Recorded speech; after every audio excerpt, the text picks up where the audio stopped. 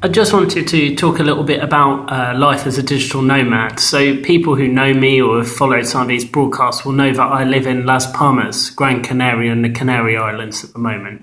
It's an absolutely beautiful place, and I've been here for about a month and a half with my wife. And during that time, I did pop back to England once because I went for a leadership course. It was the last part of a leadership course, and I wanted to go back for that. But I'm going to be in Las Palmas for Christmas. And so I just want to give a little bit of an update about how I'm finding the situation and talking a little bit about Christmas and things like that. So in terms of the situation, I'm really loving it here. I live minutes from the beach. It's a much more outdoorsy lifestyle, and I feel that I've had the opportunity to just be walking around a lot more. I'm loving the cultural differences. I lived in Japan for 2 years in my mid-20s, so that's something I'd really miss being in England for quite a long time. I really like seeing the little differences, the different things in the supermarkets, just hearing different languages, interacting with different people, learning from a different culture.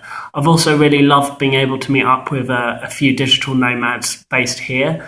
And my wife Nisha has been working at a co-working space, so I've been hearing more about what it's like to be work in a co-working space here. And it's just brilliant for me to be able to be inspired by other people who are living this lifestyle. And of course, there are many people who, unlike us, have been living this lifestyle for many, many years, including many people who have been doing this lifestyle before the term digital nomad was even created. So for anyone tuning in who doesn't know what a digital nomad is, it's basically someone who is able to work online, and because of that is able to live anywhere they want to in the world, to essentially be nomadic. Now, there are a few places that are particular magnets for digital nomads. So one of them is Bali, one of them is Thailand, in particular Chiang Mai. One of them seems to be Berlin, which is a place we'd very much like to go to at some point. And we'd like to go to Chiang Mai and to Bali and to all sorts of places if we could, but Berlin is very firmly on our list. But Las Palmas and the Canary Islands in general are becoming more and more of a magnet for digital nomads.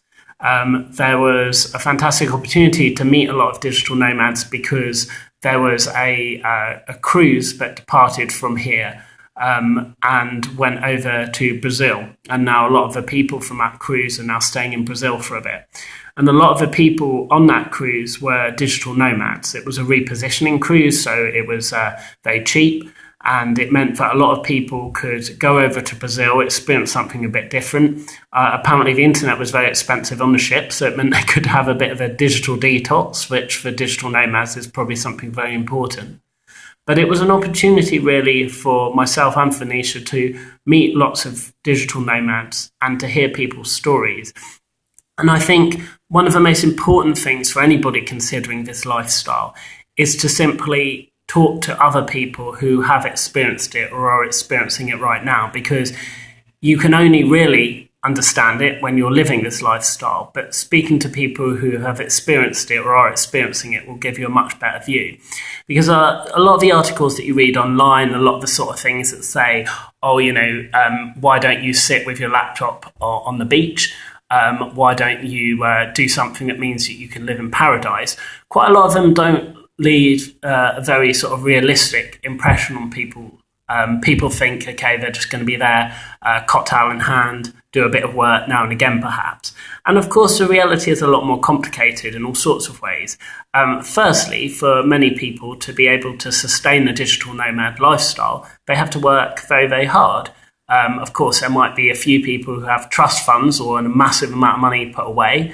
But for many people, for many of us, you still have to work very hard. Also, there's a lot of practicalities involved. So, that dream of typing on your laptop, you wouldn't actually want to get sand in your laptop, you wouldn't have a power source on the beach or Wi-Fi, etc. Now, of course, you can take a pad to the beach and work there, so there's always going to be a compromise. But what I'm saying is that quite a lot of the time, the portrait that is presented online is a bit too much of a simplistic one.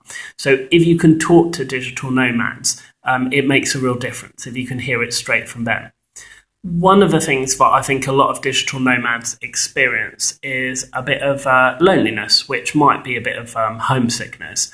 But it's also loneliness for a number of reasons. Firstly, because a lot of people still don't understand this lifestyle. People don't understand, people might understand why you'd want to travel, but people think digital nomads are on holiday, or they think that digital nomads basically, don't have to do very much work at all. They can just go to the beach. As I've just explained, it's a lot more complicated than that. So it can be lonely in the sense that perhaps your existing friends and your family don't always understand what you're doing.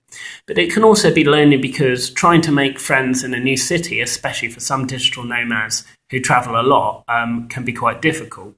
And many, many digital nomads are solo travelers. One way in which I'm very, very lucky is to have my amazing wife Nisha with me.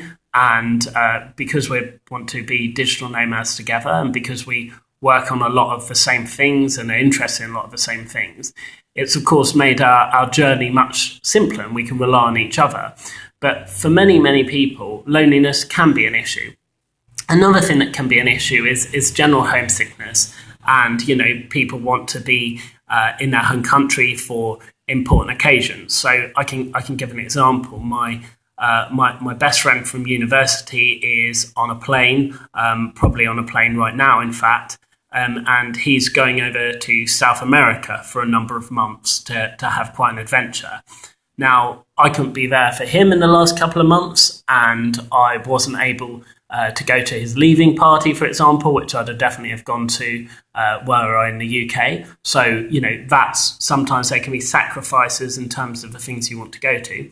But also people will just want to be back for Christmas and for those important occasions. What I would say, though, is that if you're considering this lifestyle, you need to go into it wholeheartedly. You need to find a balance that works for you, but you need to say to yourself, well, okay, ideally, maybe I would like to be in my home country for Christmas if you really love that. But actually, isn't it an amazing opportunity to discover what it's like to experience Christmas in another country? I love experiencing Christmas in Japan, for example. They have a very interesting tradition, which means that people, the main thing that people eat on Christmas Day is KFC. Which seems slightly bizarre to me, but it's worth looking up. So we can't wait to experience some Christmas traditions here, and we can't wait just to be around during Christmas time. They have something on the 6th of January, which is the Three Kings Day, where they traditionally exchange presents in Spain, apparently. So I'm looking forward to finding out about that, maybe getting some extra presents. But you really need to, as a digital nomad, to embrace the life of the cultures and the countries through which you're living in, however temporarily, I think, in order to be fulfilled. So in summation, and thank you so much for the people who are watching this, in summation, I say that the digital nomad lifestyle at the moment, and so far, agrees with me massively. I love it, and I love Las Palmas and the Canaries. But you do need to be realistic about it, and you need to realise that being a digital nomad can also be hard work. And crucially, if you're thinking of this lifestyle, you need to speak to other people who've been in this situation. Don't let them put you off. I'm not saying that everybody's the same, but it's really important that you hear straight from them what it's like. Thank you for listening.